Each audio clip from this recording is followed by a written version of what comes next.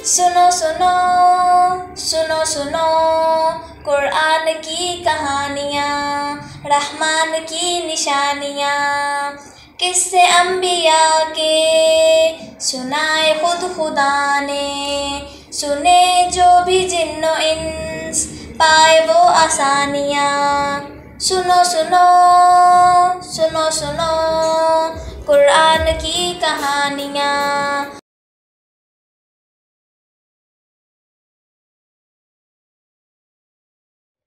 अस्सलामु अलैकुम वरहमतुल्लाहि वबरकातुहू। हंसते मुस्कुराते प्यारे प्यारे होशियार समझदार चमकते दमकते बहुत ही अच्छे अच्छे साथियों, आप आजकल सुन रहे हैं रोज़ाना रंग बरंगी पुरानी तारीख़ी सीखती सिखलाती सच्ची कुरानी मज़ेदार कहानियाँ। और कहानी सुनने से पहले जी आप अपने तमाम काम अच्छे तरीक़े से मुकम्मल कर लेते हैं, यानी कि आपने अच्छी सी नमाज़ पढ़ी है और अपने स्कूल का काम पूरा किया है, किसी बड़े ने आपको कुछ कहा है तो आपने वो काम कर लिया है, और अगर किसी को आपकी मदद की ज़रूरत है तो आपने वो भी कर ली है, और जहाँ आप बैठ के कहानी सुन रहे हैं वो जगह भी साफ़ सुथरी है। कोशिश क्या कीजिए कि जहाँ पे भी बैठें हमेशा साफ़ जगह करके बैठें। आज हम शुरू करने जा रहे हैं 5वां सिपारा। 5वें सिपारे में 2 सूरतें हैं, एक सूरतुल निसा का कुछ हिस्सा और एक सूरतुल माइदा का कुछ हिस्सा। और 5वें सिपारे में अल्लाह ताला ने हमें कोई कहानी तो नहीं सुनाई है, मगर हमें बहुत सारी बातें बताई हैं जिनको करने से अल्लाह ताला कहते हैं कि हम लोग बहुत अच्छी ज़िंदगी गुजार सकते हैं, और हमारे इर्द गिर्द का जो माहौल है, हमारा माशरा है, हमारा घर है, वहाँ पे सब बग़ैर लड़ाई झगड़े के बहुत ही प्यार से रह सकते हैं। थोड़ी सी बातें आप सुन लीजिए जो अल्लाह ताला ने हमें बताई हैं, और फिर हम शुरू करेंगे 6ठे सिपारे में जो अल्लाह ने हमें कहानी सुनाई है। अल्लाह ताला ने सूरतुन निसा में कहा है कि हमें दूसरे की चीज़ बग़ैर पूछे नहीं लेनी चाहिए। अगर किसी की कोई चीज़ है तो उससे पूछना चाहिए, और प्यार मोहब्बत से एक दूसरे के साथ चीज़ें लेनी देनी चाहिए। अगर किसी को ज़रूरत है तो हम उसको दे दें, उसको मना ना करें, और अगर किसी को ज़रूरत है तो वो दूसरे से पूछ ले कि क्या मैं ये ले सकता हूँ। और फिर अल्लाह ताला ने कहा है कि अगर किसी 2 लोगों में लड़ाई हो जाए तो सारे मुसलमानों को चाहिए कि वो उन लोगों की लड़ाई ख़त्म करवाए। ऐसा ना करे कि किसी की लड़ाई हो रही हो और हम उनको जाके कहें कि अच्छी बात है, हमें तो बड़ा मज़ा आ रहा है, अब और लड़ाई करें और लड़ाई करें। हमेशा लड़ाई ख़त्म करवानी चाहिए। उसके बाद अल्लाह ताला ने कहा है कि नमाज कभी भी नहीं छोड़नी चाहिए। जैसे मर्ज़ी, जितने मर्ज़ी बीमार हों, जितने मर्ज़ी हमारे ज़रूरी काम हों, नमाज हमें सबसे पहले पढ़नी है, और हमें प्यारे नबी और अल्लाह ताला की बात माननी है।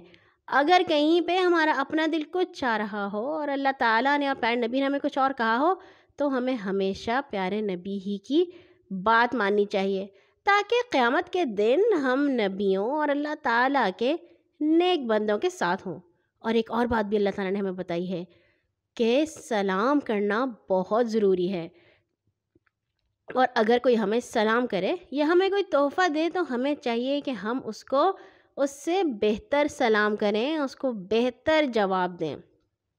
और फिर उसके बाद ये कहा है कि कोई जितने मर्ज़ी अच्छा हो, मगर वो किसी को धोखा ना दे। किसी को धोखा देना बहुत बुरी बात होती है, मतलब झूठ ना बोलें। झूठ अल्लाह ताला को बहुत ज़्यादा बुरा लगता है, और अल्लाह ताला ने कहा है कि एक मोमिन जो है वो कभी भी झूठ नहीं बोल सकता। आपको याद है ना कि जब जंग ओहद में वो अब्दुल्ला बिन उबई जो था, जो अपने साथ लोगों को लेके मुसलमानों को छोड़ गया था, वो सारे मुनाफिक लोग थे। अल्लाह ताला ने कहा है کہ جو جھوٹ بولتا ہے وہ منافق ہوتا ہے، اور منافق تو کبھی بھی اللہ تعالیٰ کو اچھا نہیں لگ سکتا۔ اور اب ہم آتے ہیں چھٹے سپارے کی طرف۔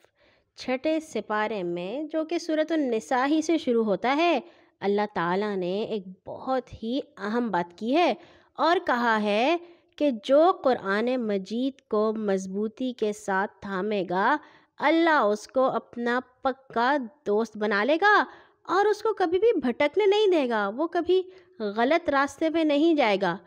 جو بھی کسی کو مشکل ہو وہ فوراً سے قرآن کی طرف آئے اور یہ دیکھے کہ اللہ تعالیٰ نے قرآن میں ہمیں کیا کرنے کو کہا ہے۔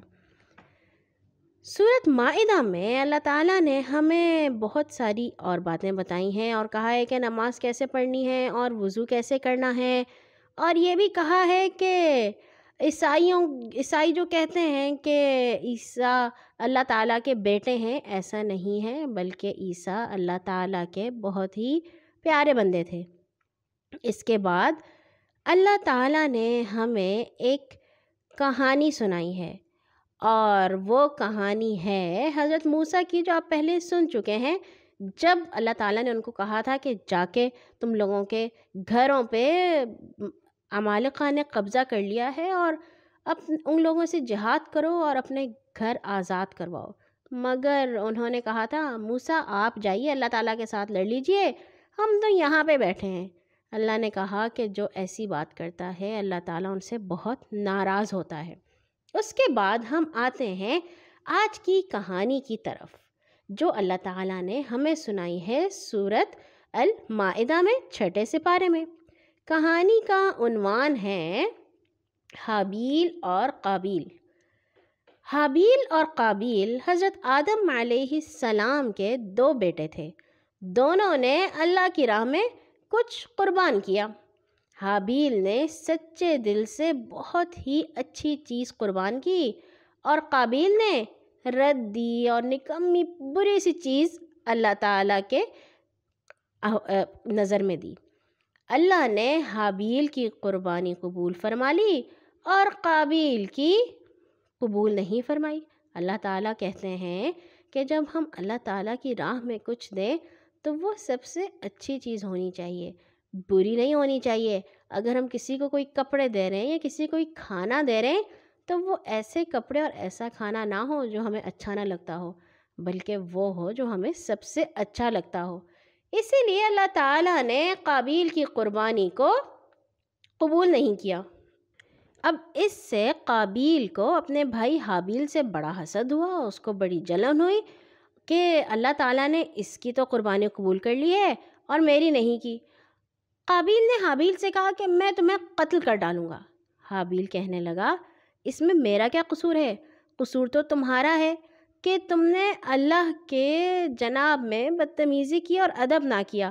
اللہ تو صرف ان لوگوں کی قربانی قبول کرتا ہے جو سچے دل سے اس کو خوش کرنے کے لیے قربانی دیتے ہیں۔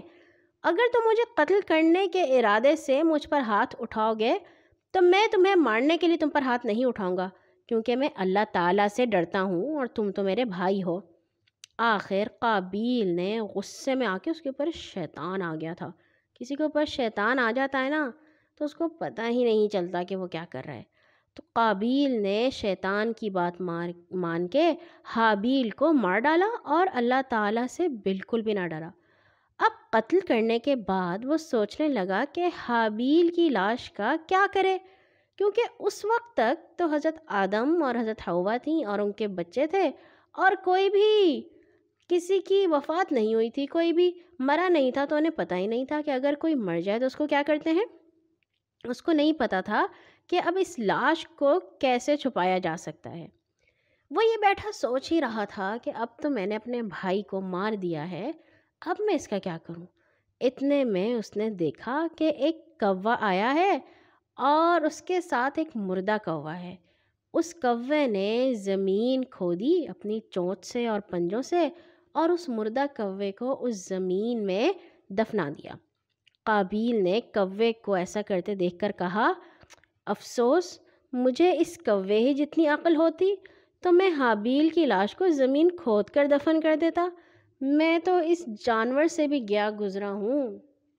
اللہ تعالیٰ نے کوے کو اسی لیے بھیجا تھا تاکہ اس کو نظر آ جائے کہ دفناتے کس طرح ہیں۔ اتنے سال بعد اس واقعے کے حوالے سے اللہ تعالیٰ نے کہا کہ جو بھی کسی کو قتل کرے گا، کسی کو مارے گا، کسی کو نقصان پہنچائے گا، وہ ایسے ہی ہوگا جیسے اس نے ساری دنیا کے لوگوں کو مارا ہے۔ بہت بری بات ہوتی ہے کسی کو تکلیف دینا، چاہے وہ زبان سے تکلیف دیں یا ہاتھوں سے تکلیف دیں۔ اور زبان سے کیسے تکلیف دی جاتی ہے؟ کسی کو برا بھلا کہہ کے، کسی کو دکھ دے کے۔ اور ہاتھوں سے ہم مار پیٹ کرتے ہیں، ہم پوچھے بغیر کسی کی چیزیں لے لیتے ہیں اور اس طرح کے اور کام کرتے ہیں۔ مجھے یقین ہے کہ کہانی گھر کے تمام ساتھی بہت ہی اچھے بچے ہیں اور وہ کسی کو نہ زبان سے تکلیف پہنچاتے ہیں اور نہ ہاتھوں سے۔ آج کے لیے اتنا ہی، کل آئیں گے انشاءاللہ ایک اور نئی کہانی کے ساتھ۔ ہر نماز کے بعد اپنے لیے اور تمام مسلمانوں کے لیے دعا کرنا مت بھولا کیجیے۔ اللہ حافظ۔ سنو سنو سنو سنو قرآن کی کہانیاں، رحمان کی نشانیاں، رحمان کی نشانیاں۔